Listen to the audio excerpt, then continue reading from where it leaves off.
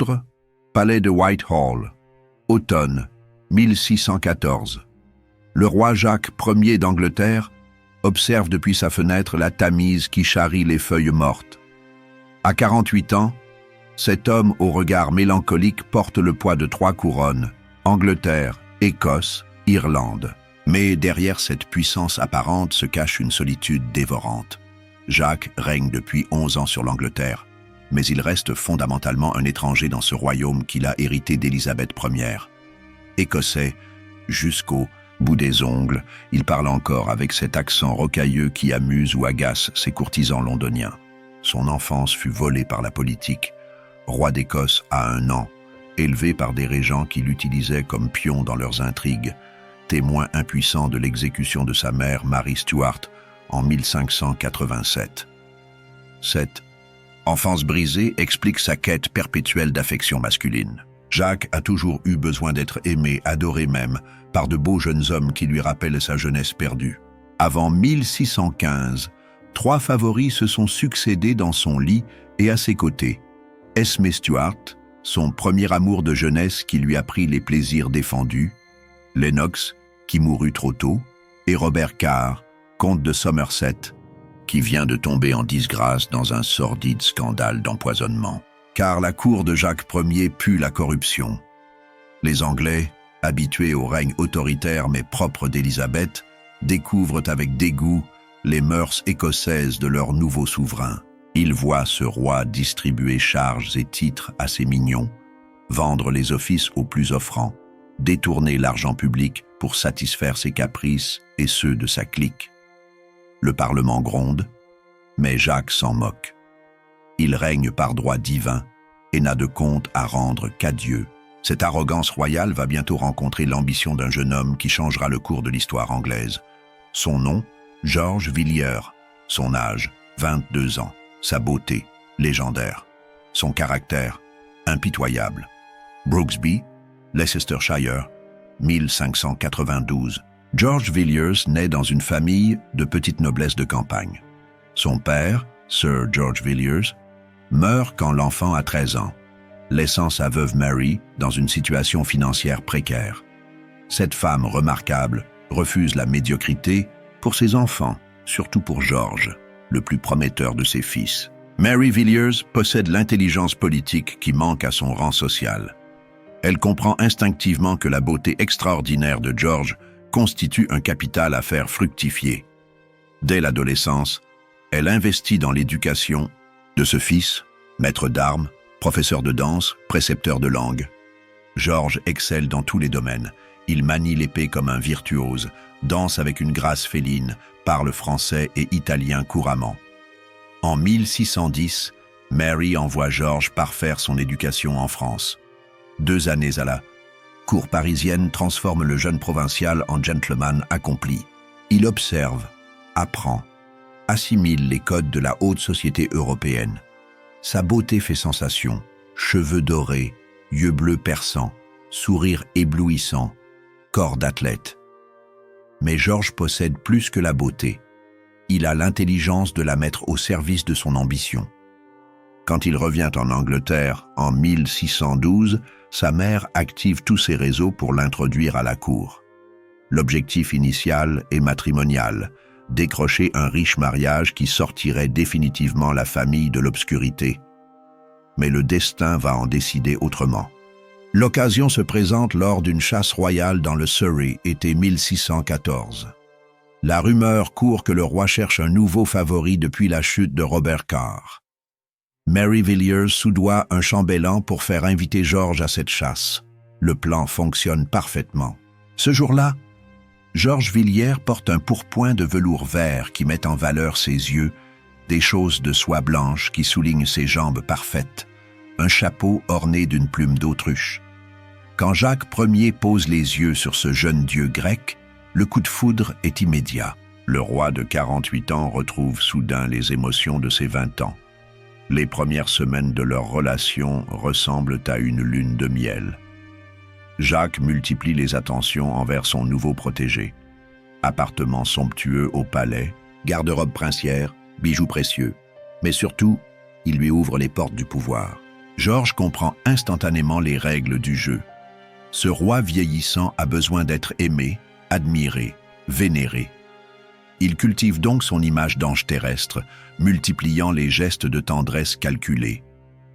Chaque sourire, chaque caresse, chaque regard devient une arme de séduction politique. Jacques surnomme affectueusement George Steenie, diminutif de Stephen, en référence à Saint-Étienne dont le visage rayonnait comme un ange. Ce surnom révèle la nature quasi-religieuse de leur relation. Jacques voit en Georges l'incarnation de la beauté divine. Les courtisans observent avec un mélange de fascination et de dégoût cette passion sénile. Ils voient leur roi, jadis fier et autoritaire, se transformer en vieil homme gâteux devant les charmes de ce jeune intrigant. Certains tentent de mettre Jacques en garde contre les ambitions de Georges, mais le roi refuse d'entendre la moindre critique. En quelques mois, Georges Villiers contrôle l'accès au souverain. Il décide qui peut obtenir une audience, influence les nominations, oriente les décisions royales. Les anciens conseillers de Jacques se retrouvent écartés au profit de ce parvenu qui n'a aucune expérience politique mais possède l'oreille du roi. Cette révolution de palais ne passe pas inaperçue.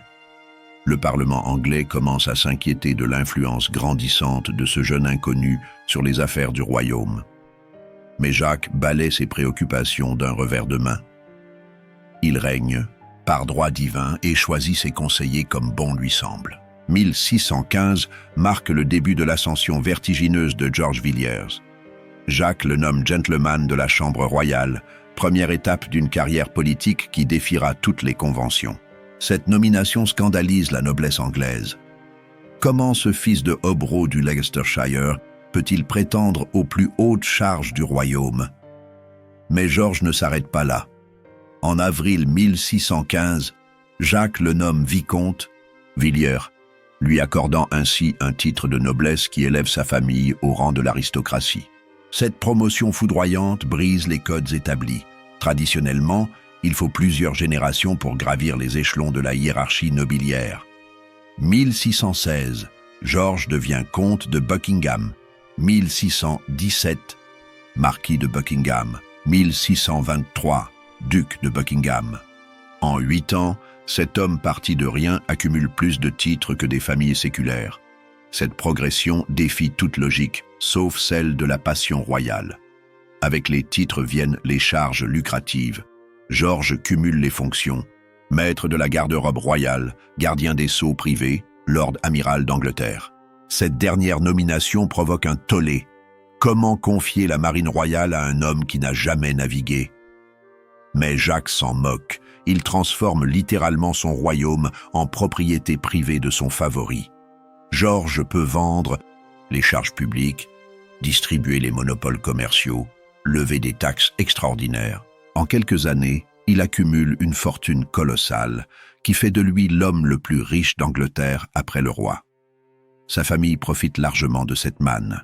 Ses frères John et Christopher obtiennent des titres et des charges importantes. Sa mère Mary devient comtesse de Buckingham. Consécration suprême pour cette femme qui a tout misé sur la beauté de son fils. Ses cousins et neveux se voient attribuer des postes clés dans l'administration royale. Le clan Villiers transforme l'administration anglaise en entreprise familiale. Georges établit un véritable tarif pour l'achat des charges. 1000 livres pour un poste de juge, 3000 pour un évêché, 10 000 pour un titre de baronnet. Cette vente systémique des offices publics enrichit considérablement sa famille, tout en dégradant la qualité de l'administration. Les conséquences se font rapidement sentir. La justice devient vénale. Les riches peuvent acheter des verdicts favorables. L'Église anglicane se corrompt. Les évêchés sont attribués aux plus offrants plutôt qu'aux plus méritants. L'armée se délite. Les grades d'officiers se vendent comme des marchandises. Cette décomposition institutionnelle révolte le Parlement anglais. En 1621, les députés tentent une procédure d'impeachment contre George Villiers. Ils l'accusent formellement de corruption, de détournement de fonds publics, de trafic d'influence. Le dossier est accablant. Témoignages, preuves comptables, exemples précis d'abus. Mais Jacques refuse catégoriquement de sacrifier son favori. Il dissout le Parlement plutôt que d'accepter la mise en accusation de Georges. Cette confrontation directe entre la couronne et la représentation nationale marque une rupture historique.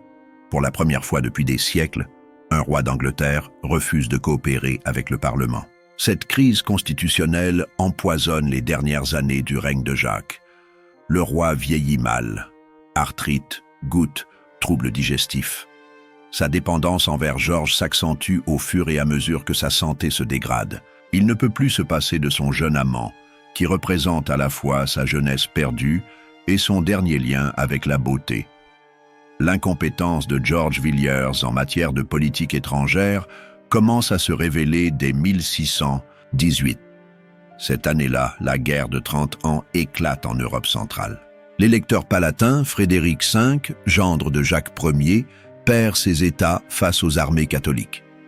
L'Angleterre devrait logiquement soutenir ce prince protestant, mais Georges préfère négocier avec l'Espagne catholique. Cette politique pro-espagnole scandalise l'opinion publique anglaise. Depuis l'Armada de 1588, l'Espagne reste l'ennemi héréditaire. Voir leur gouvernement flirter avec Madrid révolte les Anglais, surtout les puritains qui voient dans cette alliance une trahison de la cause protestante. Georges justifie cette orientation par des considérations matrimoniales. Il rêve de marier le prince Charles, héritier du trône, avec l'infante Marie-Anne d'Espagne. Cette alliance prestigieuse apporterait une dot considérable et consoliderait la paix européenne. Mais ce calcul révèle sa méconnaissance des réalités diplomatiques. L'Espagne de Philippe IV n'a aucune intention de donner sa fille à un prince protestant. Les négociations piétinent pendant des mois, humiliant la diplomatie anglaise. Georges, frustré par ces difficultés, décide de frapper un grand coup. Il va personnellement demander la main de l'infante. En février 1623, Georges convainc le prince Charles de l'accompagner dans une mission secrète en Espagne. Cette équipée romanesque tourne au fiasco diplomatique. Les deux jeunes gens traversent la France déguisés, arrivent, incognito à Madrid, se présentent au palais royal comme des aventuriers. L'accueil espagnol est glacial. Comment ces étrangers osent-ils se présenter ainsi? Où sont les ambassadeurs officiels? Quels sont leurs pouvoirs de négociation? Georges découvre trop tard qu'on ne pratique pas la diplomatie comme la séduction de cour. Le séjour madrilène de Georges et Charles tourne au cauchemar diplomatique. Les Espagnols, après avoir surmonté leur surprise, imposent des conditions draconiennes pour ce mariage tant désiré. L'infante épousera Charles à condition qu'il se convertisse au catholicisme, qu'il accorde la liberté religieuse aux catholiques anglais, qu'il s'engage à soutenir la contre-réforme européenne. Ces exigences sont inacceptables pour l'Angleterre protestante. Georges et Charles passent 6 mois à Madrid dans une situation humiliante. Ils logent dans des appartements inconfortables, subissent les sarcasmes de la cour espagnole, essuient refus sur refus. L'infante elle-même refuse de rencontrer son prétendant anglais. Cette humiliation publique transforme Georges en ennemi juré de l'Espagne. L'homme qui prônait l'alliance ibérique devient soudain le champion de la cause anti-espagnole. Ce retournement spectaculaire illustre parfaitement son caractère. Incapable de supporter la contradiction, il transforme chaque échec en vendetta personnelle. Le retour en Angleterre, octobre 1623, ressemble à une fuite. Georges et Charles embarquent précipitamment, abandonnant toute prétention sur l'infante espagnole. Mais au lieu d'avouer leur échec, ils présentent ce fiasco comme une victoire. Ils ont démasqué les intentions perfides de l'Espagne, ils ont sauvé l'Angleterre d'une alliance délétère. Cette propagande fonctionne parfaitement. Le peuple anglais, ravi de voir échouer ce mariage catholique, accueille en héros les deux aventuriers. Georges connaît là son seul moment de popularité authentique. Mais cette gloire éphémère va rapidement tourner au désastre. Fort de cette popularité nouvelle, Georges pousse Jacques Ier à déclarer la guerre à l'Espagne. Cette décision, prise par dépit amoureux, engage l'Angleterre dans un conflit coûteux et inutile. Le Parlement, convoqués spécialement pour voter les crédits militaires, accorde avec enthousiasme les fonds réclamés. La guerre de 1624-1625 révèle l'incompétence militaire de George Villiers. Nommé généralissime des forces anglaises, il organise plusieurs expéditions qui tournent toutes au désastre. L'attaque sur Cadix échoue lamentablement. La flotte anglaise, mal équipée et mal commandée, ne parvient même pas à débarquer. Ces échecs militaires coûtent une fortune au trésor royal. En 2 ans de guerre, l'Angleterre dépense plus d'1 million de livres sans remporter la moindre victoire. Cette hémorragie financière oblige Jacques à convoquer de nouveaux parlements pour lever des impôts extraordinaires. Mais le plus grave reste à venir. En mars 1625, Jacques Ier meurt subitement d'une crise de dysenterie. Sur son lit de mort, le vieux roi serre une dernière fois la main de Georges, lui murmurant des mots d'amour et de reconnaissance. Cette scène pathétique illustre la profondeur de leur relation. Au-delà du calcul politique, une véritable affection unissait ces 2 hommes si différents. La mort de Jacques représente un danger mortel pour George Villiers. Avec son protecteur disparaît sa sécurité. Le nouveau roi, Charles Ier, hérite d'un royaume en crise et d'un favori, universellement détesté. Beaucoup espèrent que ce changement de règne marquera la chute de Georges. Contre toute attente, Georges réussit à séduire Charles Ier, comme il avait séduit son père. Mais cette nouvelle relation diffère profondément de la précédente. Charles, homme de 25 ans, n'éprouve aucune attirance physique pour Georges. Leur lien relève davantage de l'amitié fraternelle que de la passion amoureuse. Charles Ier souffre d'un complexe d'infériorité chronique. Prince timide et bégayant, il a toujours vécu dans l'ombre de son frère aîné, Henri, mort prématurément en 1612. Georges représente pour lui l'incarnation de l'assurance et du charisme qui lui font défaut. Il admire chez son aîné cette capacité à dominer les situations, à séduire les foules, à imposer sa volonté. Cette fascination permet à Georges de maintenir son influence. Charles le confirme dans toutes ses charges, ignore les critiques parlementaires, refuse toute remise en cause de son autorité. Le nouveau règne commence donc dans la continuité du précédent, avec les mêmes vices et les mêmes dérives. Mais Georges commet l'erreur de sous-estimer les différences entre le père et le fils. Jacques était un homme faible qui s'abandonnait à ses passions. Charles, malgré sa timidité, possède une volonté plus ferme et des convictions plus arrêtées. Cette différence de caractère va bientôt créer des tensions. Le premier conflit éclate sur la question religieuse. Charles épouse en mai 1625 Henriette Marie de France, princesse catholique sœur de Louis XIII. Ce mariage, négocié par Georges, inclut des clauses secrètes qui accordent aux catholiques anglais une liberté de culte élargie. Quand ces concessions sont révélées, l'opinion publique explose. L'été 1625, Georges se rend à Paris pour escorter la nouvelle reine d'Angleterre. Cette mission diplomatique de routine va déclencher la catastrophe finale, car Georges tombe éperdument amoureux d'Anne d'Autriche, reine de France et épouse de Louis XIII. Cette femme de 24 ans, fille du roi d'Espagne, vit un mariage malheureux avec un roi français peu porté sur les plaisirs charnels. Louis XIII, homosexuel refoulé et bigot fanatique, néglige son épouse au profit de ses favoris masculins. Anne s'ennuie dans cette cour rigide où l'étiquette remplace la passion. L'arrivée de George Villiers bouleverse cette routine. Le duc anglais débarque avec un faste inouï. 27 malles contiennent ses différentes tenues, chacune plus somptueuse que la précédente. Ses vêtements brodés de perles et de diamants éblouissent la cour française. Sa beauté légendaire fait sensation. Anne d'Autriche, comme toutes les dames françaises, succombe au charme du bel anglais. Georges multiplie les galanteries. Cadeaux somptueux, lettres enflammées, déclarations passionnées. La reine, flattée par ses attentions, se laisse prendre au jeu de la séduction. Leur première rencontre, officielles et protocolaires, laisse place à des entrevues secrètes. La duchesse de Chevreuse, confidente d'Anne et intrigante notoire, organise ses rendez-vous clandestins. Ses tête-à-tête, d'abord innocents, prennent rapidement une tournure plus intime. Georges offre à Anne un collier de diamants d'une valeur inestimable. Il fait graver leurs initiales entrelacées sur un médaillon d'or. Il lui écrit des sonnets où il compare sa beauté à celle de Vénus. Ces gestes romantiques touchent le cœur d'une femme délaissée par son époux. L'idylle entre Georges et Anne d'Autriche ne reste pas longtemps secrète. Les espions de Richelieu, ministre tout-puissant de Louis XIII, surveillent étroitement la reine suspecte d'infidélité. Quand le cardinal apprend cette liaison, il voit immédiatement l'avantage qu'il peut en tirer. Richelieu informe Louis XIII des assiduités de l'Anglais envers son épouse.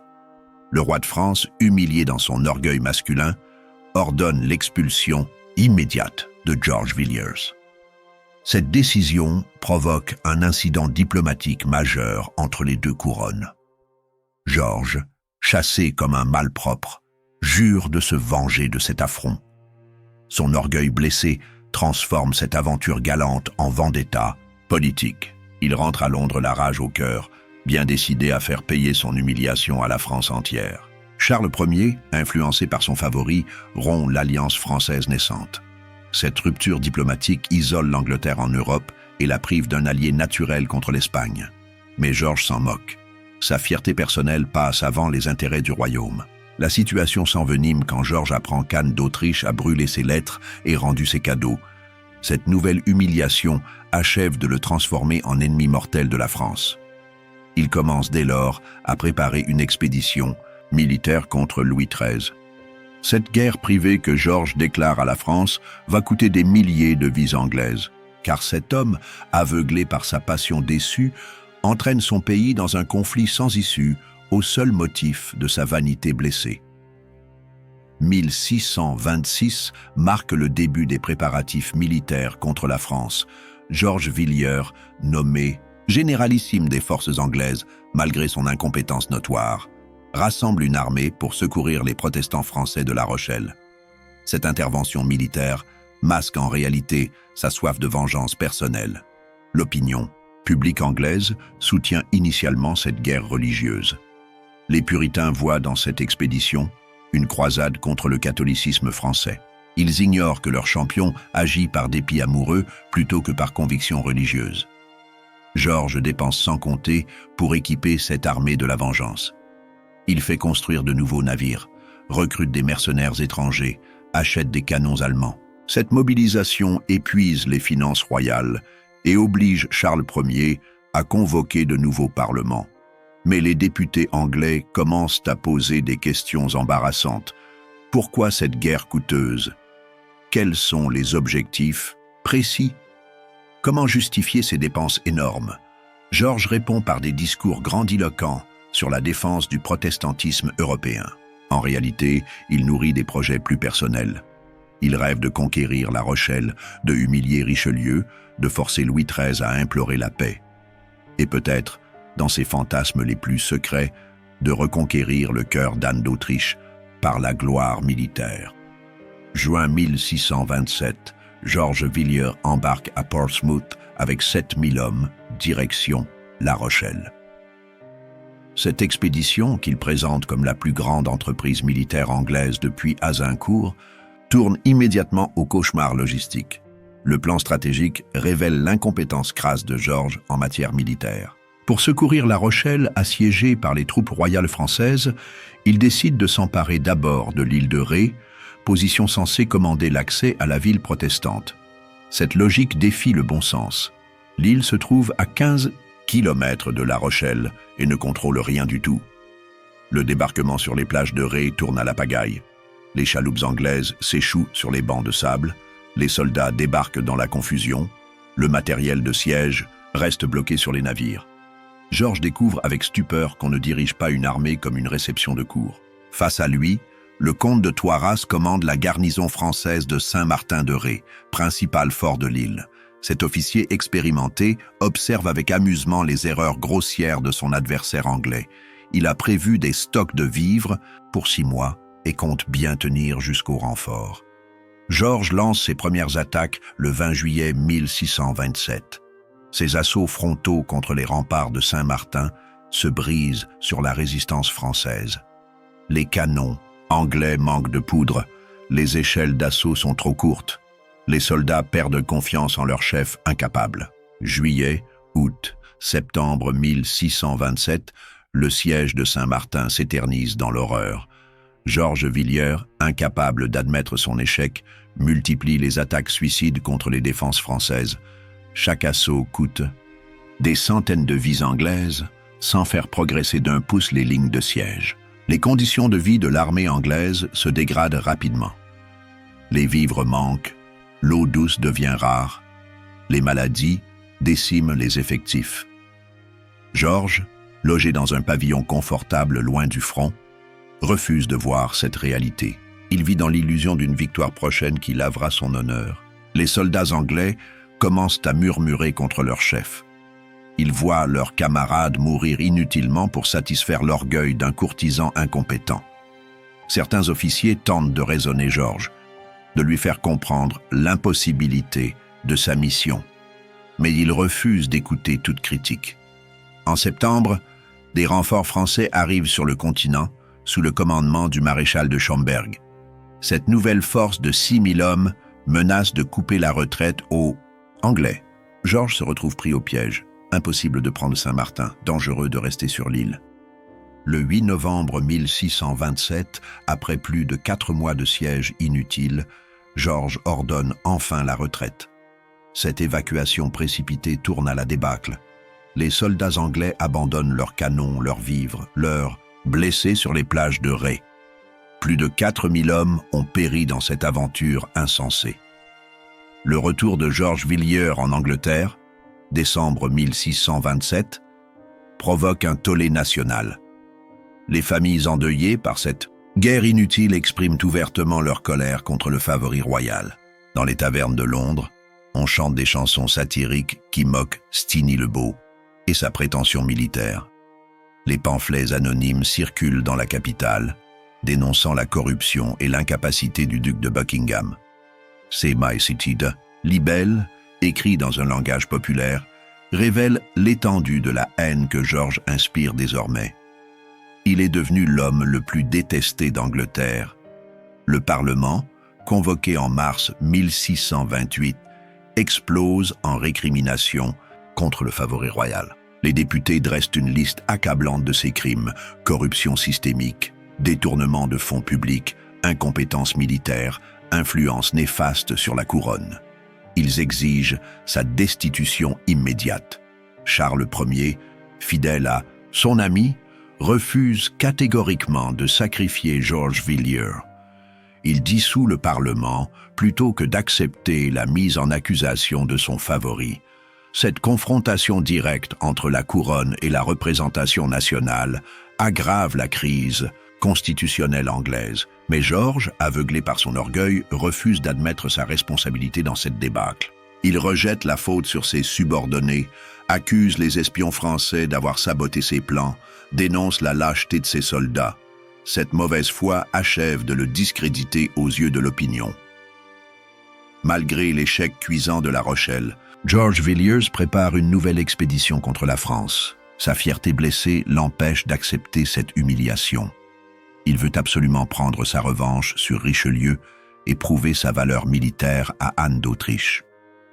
L'été 1628 le voit rassembler une nouvelle armée à Portsmouth. Cette fois, il mise tout sur une offensive massive qui doit effacer l'humiliation précédente. Il dépense les dernières réserves du trésor royal pour équiper 8 000 hommes et une flotte de guerre imposante. Les généraux expérimentés tentent de le dissuader. Ils lui expliquent que La Rochelle est désormais imprenable, que les Français ont renforcé leur défense, que cette nouvelle campagne ne peut que répéter l'échec précédent. Mais Georges refuse d'écouter ces voix de la raison. Dans son esprit dérangé, cette campagne représente bien plus qu'une opération militaire. C'est sa rédemption personnelle. Il se voit déjà conquérant de La Rochelle, dictant ses conditions, à Louis XIII, recevant les hommages d'Anne d'Autriche reconquise. Mais parmi les officiers de cette nouvelle armée se cache un homme que la guerre précédente a transformé en fanatique vengeur. Son nom, John Felton, lieutenant de marine qui a survécu au massacre de l'île de Ré. Cet homme de 33 en nourrit une haine mortelle contre celui qu'il tient pour responsable de tous les malheurs anglais. John Felton incarne le puritanisme anglais dans ce qu'il a de plus sombre et de plus implacable. Fils de fermier du Yorkshire, il s'est engagé dans la marine royale par conviction religieuse, espérant servir la cause protestante contre les puissances catholiques. L'expédition de La Rochelle devait être sa croisade personnelle.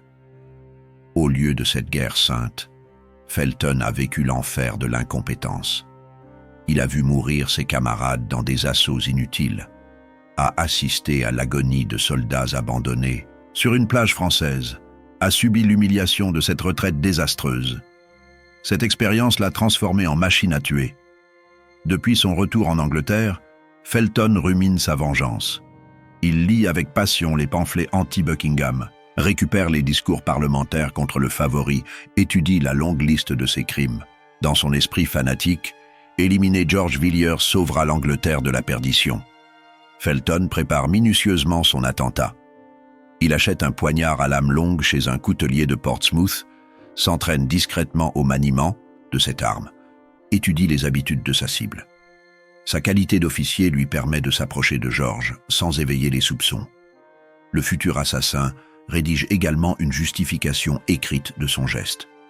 Cette lettre, qu'il porte constamment sur lui, explique les motifs de son acte. Ce homme a ruiné l'honneur de l'Angleterre par ses crimes. Sa mort libérera le royaume de sa tyrannie. Dieu bénira celui qui accomplira cette justice. 23 août 1628, Portsmouth. George Villiers se lève de bonne humeur dans sa résidence temporaire. À 36 ans, il conserve sa beauté légendaire malgré les épreuves récentes. Ses cheveux dorés commencent à grisonner. Son visage porte les traces de la fatigue et du stress, mais son charisme demeure intact. Il s'habille avec son élégance habituelle. Pourpoint de soie brodée, cape doublée d'hermine, chapeau orné de plumes d'autruche. Ses bijoux étincellent au soleil matinal. Bagues ornées de diamants, chaînes d'or massif, broches serties d'émeraude. Cette magnificence contraste cruellement avec la misère des soldats qu'il va envoyer à la mort. George consacre cette matinée aux derniers préparatifs de son expédition. Il doit inspecter l'embarquement des vivres, vérifier l'état de l'artillerie, rencontrer les capitaines de navires. Cette routine militaire l'ennuie. Lui qui rêve de gloire stratégique se retrouve à compter des barils de poudre. Vers 10 heures, il quitte sa résidence pour se rendre au port. Une foule de courtisans, d'officiers et de solliciteurs l'accompagnent dans ses déplacements. Cette cohue habituelle masque la présence de John Felton, qui se fond discrètement dans le cortège officiel. L'assassin en puissance observe sa victime avec une attention morbide. Il note les gestes de George, ses habitudes, ses moments de vulnérabilité.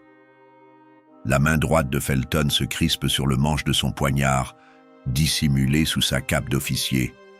L'occasion se présente quand George s'arrête devant l'auberge du Greyhound pour discuter avec le capitaine Mason, commandant d'un navire de guerre.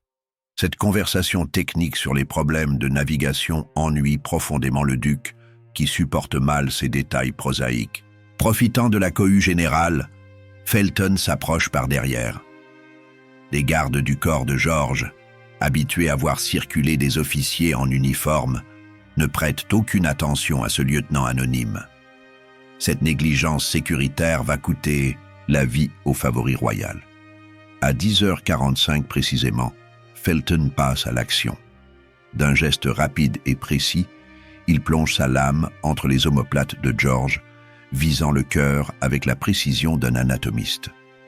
Le poignard traverse le pourpoint de soie, perce la chair, perfore l'organe vital. George pousse un cri de surprise et de douleur. « Misérable ! Tu m'as tué !» Il se retourne, voit son assassin, tente de parler mais le sang envahit ses poumons. Ses yeux expriment plus de stupéfaction que de souffrance. Comment a-t-on pu oser attenter à sa personne sacrée? En quelques secondes, l'homme, le plus puissant d'Angleterre, s'effondre sur les pavés de Portsmouth. Son sang rouge vif souille ses vêtements somptueux, formant une mare écarlate qui s'élargit rapidement. La beauté légendaire de George Villiers s'éteint dans cette agonie publique. Les témoins de la scène restent d'abord figés par la stupeur. Personne ne peut croire qu'on ait osé attenter à la vie du tout-puissant duc de Buckingham. Cet homme qui dominait l'Angleterre depuis 13 ans vient de s'effondrer comme un simple mortel. Puis c'est la panique. Certains se précipitent pour porter secours aux blessés, d'autres tentent de maîtriser l'assassin. Beaucoup fuient cette scène de violence. Dans cette confusion générale, Felton reste étrangement calme. Il ne cherche pas à s'enfuir, ne résiste pas à son arrestation. George Villiers agonise en quelques minutes. Le poignard de Felton a touché son cœur, provoquant une hémorragie massive impossible à stopper. Conscient jusqu'au bout, il murmure des mots incompréhensibles. Peut-être une prière, peut-être le nom d'Anne d'Autriche. Ses mains, jadis si habiles à caresser et séduire, se crispent convulsivement avant de retomber inerte. Son regard, qui avait séduit 2 rois d'Angleterre, se voile progressivement. À 10h52, George Villiers, duc de Buckingham, rend son dernier souffle sur les pavés sanglants de Portsmouth.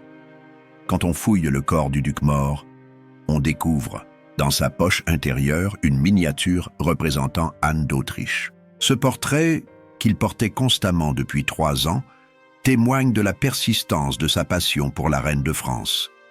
Même dans la mort, George reste fidèle à cet amour impossible. La nouvelle de l'assassinat se répand comme une traînée de poudre. En quelques heures, tout Portsmouth connaît la mort du favori royal. Contrairement aux attentes de ses partisans, la population ne manifeste aucune tristesse. Au contraire, beaucoup considèrent Felton comme un héros national.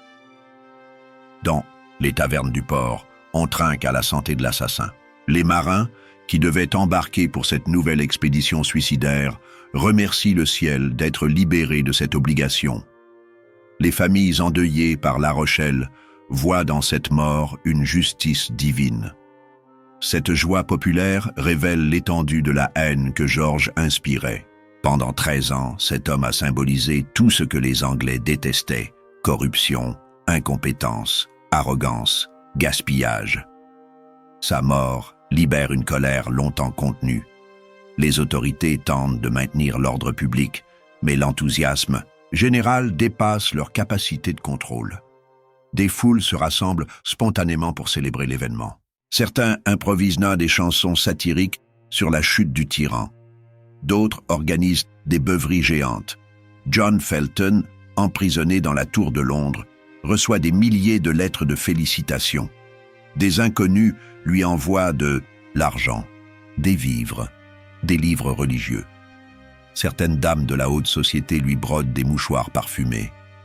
Cet assassin devient paradoxalement l'homme le plus populaire d'Angleterre. La mort de George Villiers plonge Charles Ier dans un désespoir profond. Ce roi de 28 ans perd d'un coup son ami le plus proche, son conseiller principal, son soutien psychologique. Cette disparition brutale le laisse seul face à des défis politiques immenses. Charles découvre avec amertume l'isolement du pouvoir absolu. Tous ces courtisans qui flattaient George hier le fuient aujourd'hui. Ces ministres qui obéissaient aveuglément aux favoris questionnent maintenant les décisions royales. Cette cour, naguère unie autour du duc, éclate en factions rivales. Le nouveau veuvage politique de Charles révèle sa faiblesse caractérielle. Sans George pour le guider, il commet erreur sur erreur. Il refuse de reconnaître les causes profondes de l'assassinat, attribue ce crime à un complot parlementaire, jure de venger son ami par tous les moyens. Cette obstination aveugle précipite l'Angleterre vers la guerre civile. Charles, privé de son mentor politique, développe des tendances autoritaires qui achèvent de braquer l'opinion contre lui. Il dissout le Parlement, lève des impôts illégaux, emprisonne ses opposants sans procès. L'ironie de l'histoire veut que la mort de George Villiers, censé sauver l'Angleterre, précipite sa chute dans le chaos, car cet assassinat, loin de résoudre la crise constitutionnelle, l'aggrave en radicalisant toutes les positions. Le procès de John Felton, automne 1628, passionne l'opinion publique anglaise. Cet homme simple, qui a osé tuer le plus puissant seigneur du royaume, devient malgré lui une figure politique majeure. Son procès transforme le tribunal en tribune d'accusation contre le système Villiers. Felton assume pleinement son geste. Interrogé sur ses motivations, il répond calmement « J'ai tué un ennemi public qui ruinait l'Angleterre par ses crimes. Dieu m'a donné la force d'accomplir cette justice. Je ne regrette rien. » Cette fermeté impressionne même ses juges. L'accusé refuse catégoriquement de dénoncer d'éventuels complices. Les autorités soupçonnent un complot parlementaire, mais Felton maintient avoir agi seul. Cette version isole l'assassinat comme geste individuel d'un fanatique, évitant une purge politique générale. Le verdict ne fait aucun doute. Felton est condamné à mort pour haute trahison. Mais cette sentence, qui devrait terrifier la population, suscite plutôt la sympathie. Beaucoup considèrent cet homme comme un martyr de la cause nationale. L'exécution de Felton, 29 novembre 1628, attire des foules considérables. Contrairement aux pendaisons habituelles où le public conspue le condamné, cette fois, la multitude garde un silence respectueux. Quand le bourreau passe la corde au cou de l'assassin, certains spectateurs pleurent.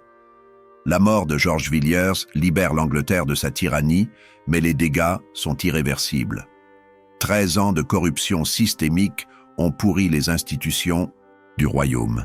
L'administration vénale, la justice corrompue, l'armée démoralisée, tout doit être reconstruit.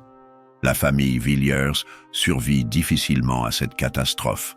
La veuve de George, Catherine Manners, hérite d'une fortune colossale, mais aussi d'une réputation sulfureuse. Ses enfants portent le poids de l'héritage paternel, richesse immense d'un côté, opprobre public de l'autre. Le fils aîné de George, également prénommé George, devient le deuxième duc de Buckingham. Cet homme, marqué par l'assassinat de son père, développe une personnalité libertine et destructrice. Il dilapide l'héritage familial en fait, somptueuse et maîtresse coûteuse. La mère de George, Mary Villiers, ne survit pas longtemps à la chute de son fils. Cette femme qui avait tout misé sur la beauté de George s'éteint en 1632, rongée par le chagrin et la honte. Son rêve d'élévation sociale s'achève dans l'ignominie publique. Quant à Charles Ier, la disparition de son mentor précipite sa perte. Privé de George, il commet les erreurs politiques qui mènent à la guerre civile anglaise. En 1649, 21 ans après l'assassinat de son favori, Charles Ier monte à son tour sur l'échafaud. La mort de George Villiers transforme également l'équilibre européen. La France de Louis XIII et Richelieu tirent profit de cette élimination providentielle. La disparition du duc anglais met fin aux velléités guerrières britanniques et permet à la diplomatie française de reprendre l'initiative.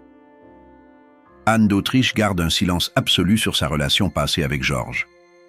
Cette reine prudente comprend que tout aveu compromettrait sa position déjà fragile. Elle fait détruire tous les souvenirs de cette liaison, lettres, cadeaux, portraits.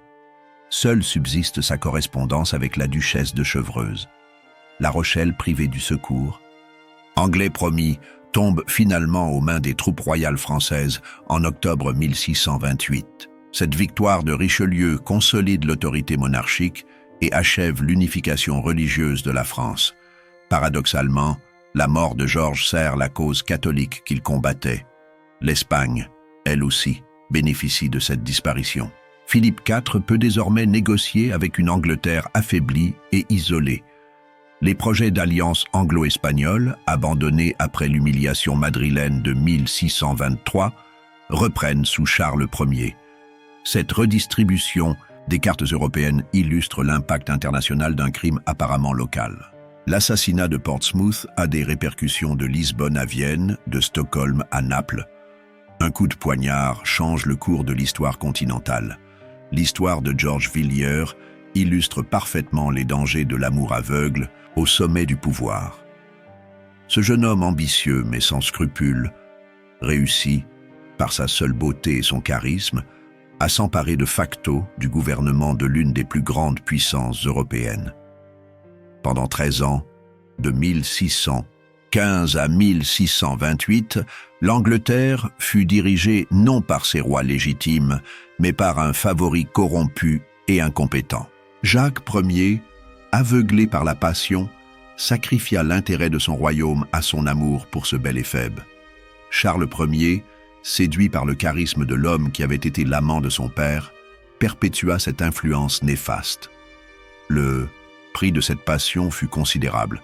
Corruption généralisée de l'administration royale, guerres désastreuses qui coûtèrent des milliers de vies humaines, crise institutionnelle majeure entre la couronne et le Parlement, discrédit de la monarchie anglaise sur la scène européenne. Mais au-delà de ces conséquences politiques, l'affaire Villiers révèle les failles psychologiques de deux rois qui cherchaient dans l'amour masculin une compensation à leurs blessures personnelles. Jacques Ier, traumatisé par l'assassinat de son père et l'exécution de sa mère, trouvait dans l'adoration de beaux jeunes hommes un refuge contre la cruauté du monde. Charles Ier, prince timide et complexé, admirait chez Georges l'assurance et le charisme qui lui faisaient défaut. Cette histoire nous enseigne que le pouvoir absolu corrompt non seulement celui qui l'exerce, mais aussi ceux qui gravitent autour de lui. Georges Villiers commença sa carrière comme un jeune homme ambitieux, mais pas fondamentalement mauvais. C'est la facilité avec laquelle il obtint richesse et pouvoir qui transforma progressivement son ambition en cupidité, son charme en manipulation, son amour-propre en orgueil démesuré. La fin tragique de Georges constitue également un avertissement sur les limites de la séduction comme instrument politique. Pendant des années, sa beauté et son charme lui permirent de surmonter tous les obstacles, de détourner toutes les critiques, de survivre à tous les scandales. Mais quand la réalité de son incompétence devint trop évidente, quand le coût de ses erreurs devint trop lourd, la magie de la séduction cessa d'opérer. Le poignard de John Felton mit fin à l'une des relations les plus destructrices de l'histoire européenne. En tuant Georges Villiers, l'assassin fanatique croyait sauver l'Angleterre. Il ne pouvait pas savoir qu'il précipitait son pays vers une guerre civile encore plus sanglante, car les graines de la discorde semées pendant les années Villiers avaient déjà germé. L'histoire de Jacques Ier et Georges Villiers reste aujourd'hui d'une actualité saisissante. Elle nous rappelle que les sentiments personnels des dirigeants peuvent avoir des conséquences dramatiques sur le destin des peuples. Elle nous enseigne que la beauté et le charisme, sans la compétence et l'intégrité, constituent les fondements les plus fragiles du pouvoir politique. 3 siècles après sa mort violente, Georges Villiers demeure l'archétype du favori royal. Beau, séduisant, ambitieux et destructeur. Son ascension fulgurante et sa chute brutale continuent de fasciner historiens et romanciers. Car cette histoire d'amour et de pouvoir, de passion et d'ambition, de grandeur et de décadence, résume à elle seule tous les excès et toutes les failles de l'ancien régime européen.